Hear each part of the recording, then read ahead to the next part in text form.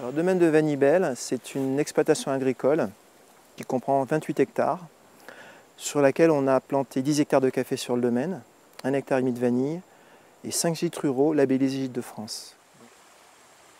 Mes parents ont acheté cette habitation en 1974.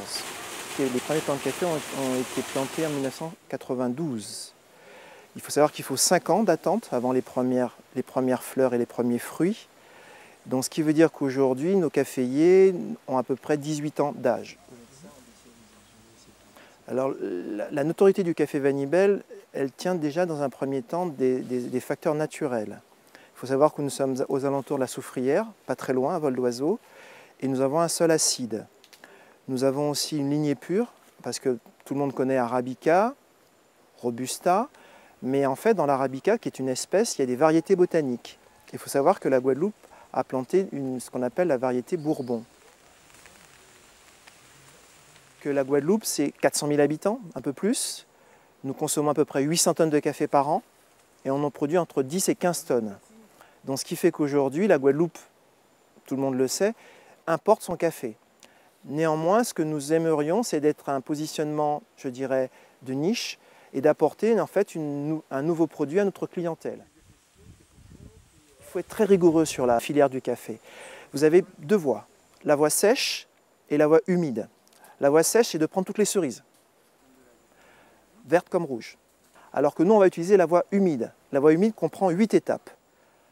La récolte, le décerisage dans les 6 heures,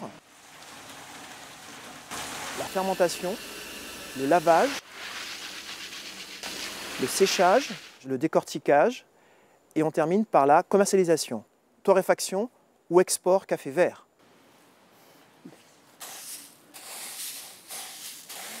Vous entendez le son que ça fait là et le son que ça fait là.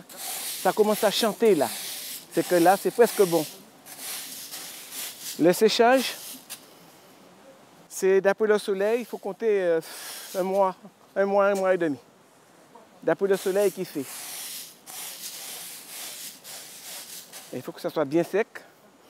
Autrement, au décortiquage, les grains s'esquintent si ce n'est pas bien sec. On arrive les grains arrivent à s'aplatir quand ce n'est pas bien sec. Alors, il faut savoir que le cours mondial du café aujourd'hui de l'Arabica est à peu près à 4 € le kilo. Aujourd'hui, les grandes maisons de café en Europe nous l'achètent à peu près à 20 € le kilo. Ce qui veut dire qu'en déclinaison, le café de Guadeloupe sera vendu à l'export aux alentours de 60 € le kilo.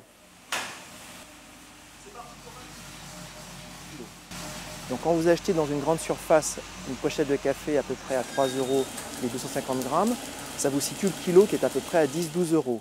Donc on est vraiment situé sur un marché de niche. Aujourd'hui, nous l'exportons un petit peu donc, en métropole, notamment à travers Fauchon. Et puis depuis 4 ans maintenant, on l'exporte aussi au Japon. Donc on est vraiment positionné sur un segment de niche. Il faut savoir quand même que le café de Guadeloupe pourrait se vendre aujourd'hui à 60 à 70 € le kilo de café torréfié en Europe.